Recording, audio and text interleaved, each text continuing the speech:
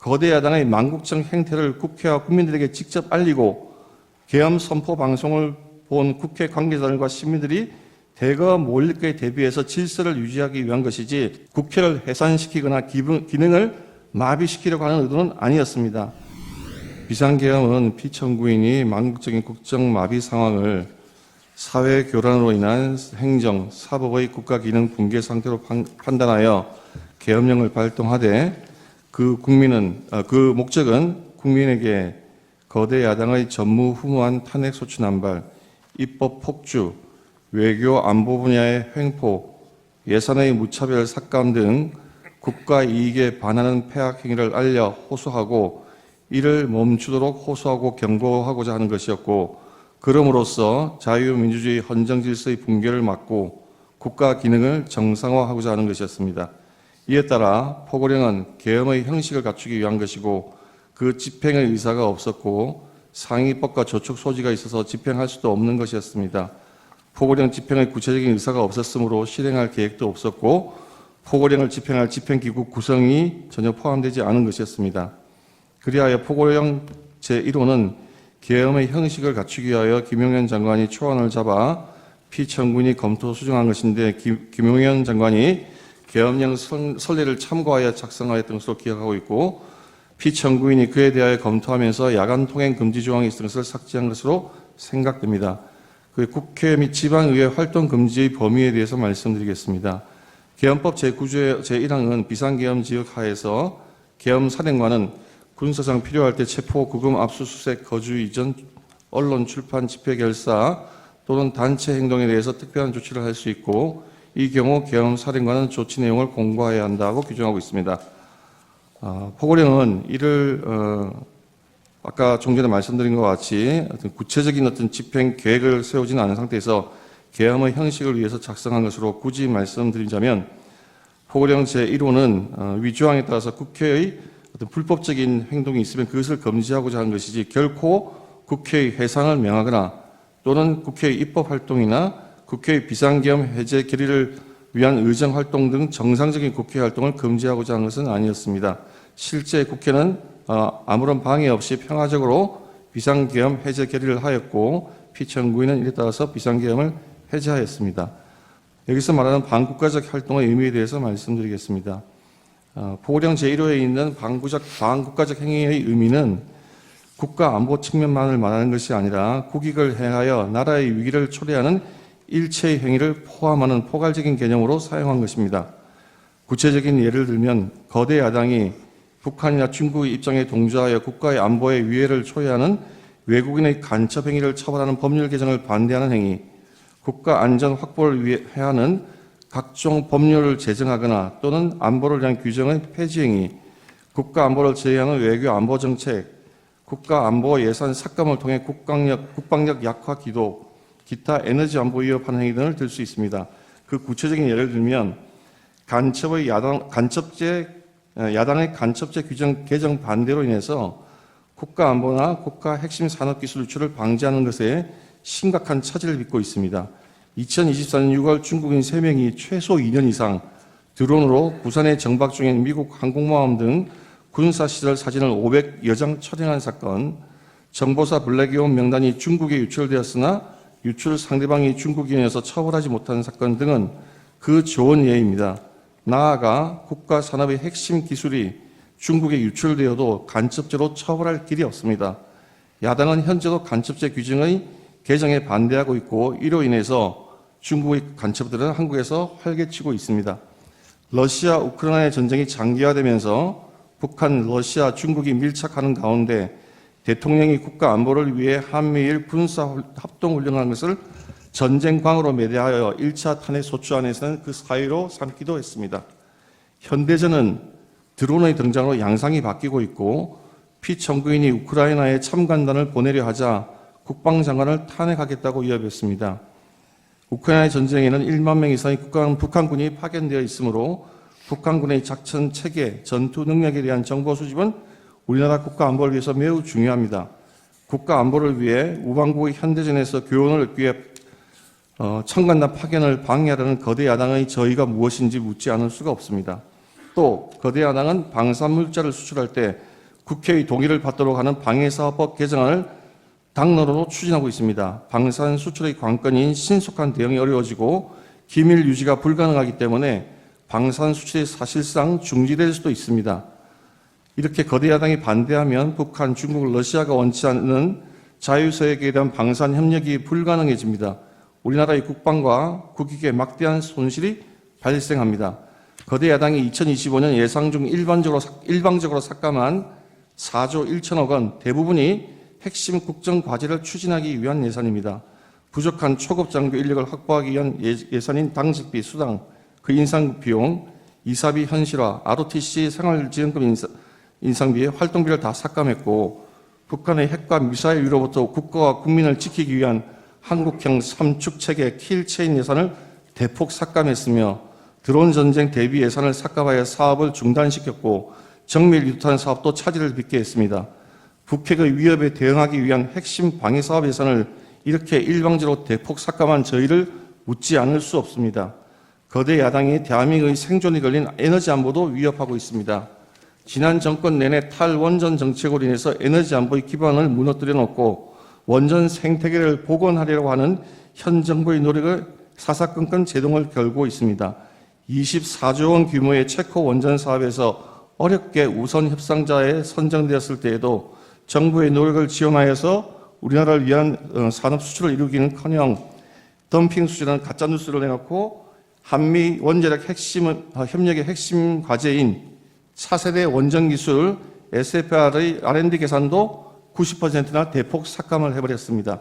이렇게 우리나라의 원전 경쟁력이 떨어지면 우리나라의 산업 경쟁력이 급격히 위축될 뿐만 아니라 지금 현재 원전 확대에 열을 올리고 있는 중국이 가장 큰 이익을 보게 됩니다. 거대 야당은 동해가스전 시추 예산, 이른바 대왕고래 사업 예산을 사실상 전액 삭감하여 온 국민이 바라는 산유국의 꿈을 무산시키려 하고 있습니다. 지금 세계가 급격히 재편되면서 글로벌 에너지 공급망이 흔들리고 안전적인 에너지 자원 확보가 국가의 생존에 직결되고 있습니다. 최대 140억 배럴 2270조 원에 달할 수 있는 대왕고래 사업에 성공한다면 우리의 에너지 자력과 에너지 안보를 획기적으로 강화할 수 있음에도 불구하고 오로지 정치적인 목적으로 사업 진행을 가로막고 있습니다. 그뿐만 아니라 거대 야당은 우리 사회의 안전을 지키기 위한 필수 예산도 무차별 삭감했습니다. 검찰, 경찰의 내년 특경비, 특활비, 치안활동비 예산을 전액 삭감했습니다. 검찰 587억 원, 경찰 31억 원에 달하는 예산을 아예 영원으로 만듦으로써 수사를 제대로 하지 못하게 하고 있습니다. 이로 인해서 마약 범죄라든지 또는 치안 범죄 등의 활동이 줄어들면 그것이 과연 누구에게 이익이 되고 누구에게 피해가 되겠습니까? 또 이러한 예산은 금융사기 사건, 성범죄를 비롯한 사회적 약자 대상 범죄, 마약, 조폭 등 민생 침해 사건 수사, 그리고 대공수사에도 쓰이는 예산인데 이것을 다 삭감하는 저희는 무엇입니까? 대한민국을 마약과 조폭과 성범죄자들이 활개치게 나라로 만들겠다는 것인지 묻지 않을 수가 없습니다. 거대 야당은 자신들의 비위를 조사했다는 이유로 감사원 특경비 60억 3,800만 원도 전액 삭감했습니다.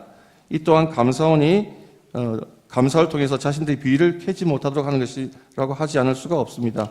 나아가 대통령실 국가안보실의 특활비 80억 5천만 원도 전액 삭감했습니다. 민주당 자신이 정부일 때에는 오히려 대통령실의 특활비가 96억 원에 달했습니다. 이와 같이 예산을 무분별하게 삭감하는 것은 국가의 정상적인 활동을 방해하고 차질을 빚게 하는 것이라고 하지 않을 수가 없습니다.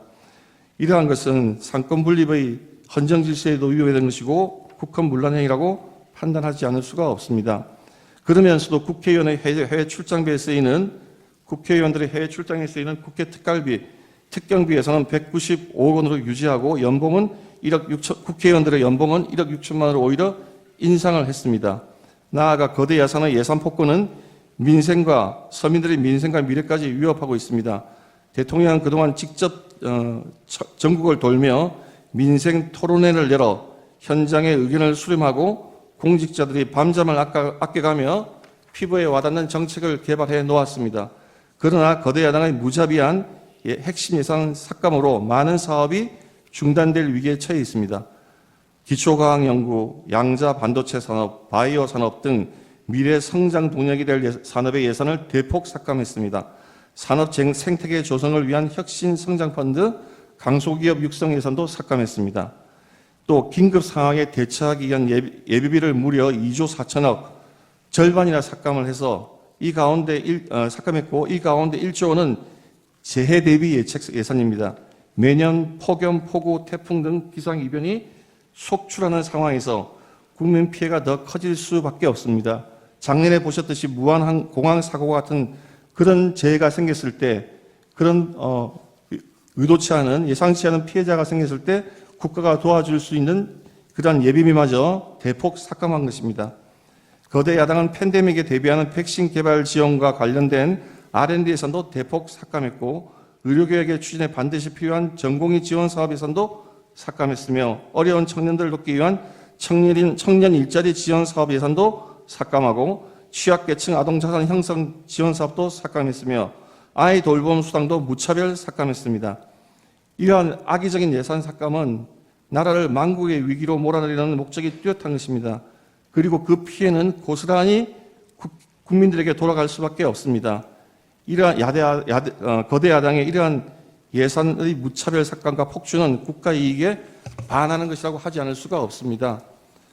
그 다음에 망국적 행위를 알리는 것과 병력 투입의 관계에 대해서 말씀드리겠습니다.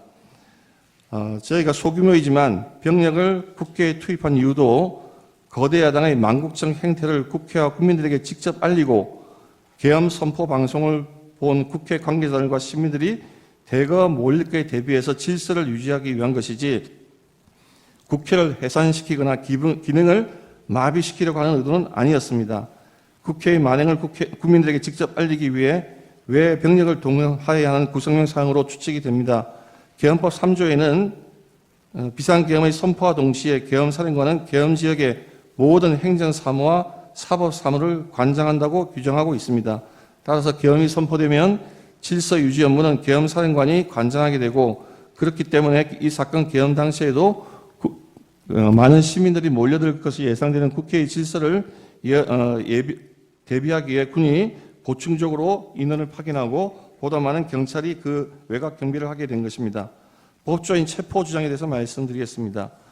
청구인은 아직 이 법조인 체포에 대한 주장이 서면으로 정확하게 제출되지 않아서 정확한 답변은 다 말씀드리기 어렵습니다만, 청구인은 피청구인이 이 사건 계엄 당시 다수의 법조인을 체포하거나 체포하려 하였다고 주장하고 있습니다.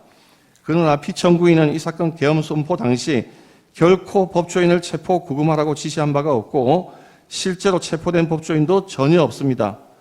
한동훈 여당 대표를 체포하라든지 우원식 국회의장을 체포하라고 지시한 바가 전혀 없습니다.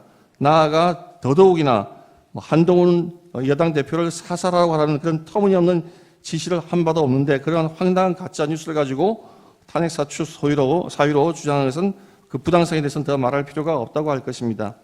절차 진행에 대해서 말씀드리고자 합니다. 피청구인의 입장에서 가장 강조드리고 싶은 것은 이 사건 계엄 이전에 거대 야당의 횡포로 인해서 국정이 사실상 마비될 정도였다는 것입니다. 그 중에도 중요한 것이 민주당의 탄핵 소추의 남발입니다. 민주당이 탄핵 소추를 남발하여 얼마나 탄핵 소추를 남용하였는지 여부가 쟁점이 될 것인데, 그것을 판단하려면 당연히 먼저 소추된 장관, 감사원장, 방통위원장에 대한 탄핵 사건을 심리해 보아야 그 결론이 나야 하지 않겠습니까? 사리가 그러함에도 지금 헌법재판소에서 대통령에 대한 탄핵 사건을 무조건 서두른 데 대해서 대리인들은 그 절차의 적법성과 공정성에 대해서 의문을 가지고자 있다는 것을 말씀드리고자 합니다.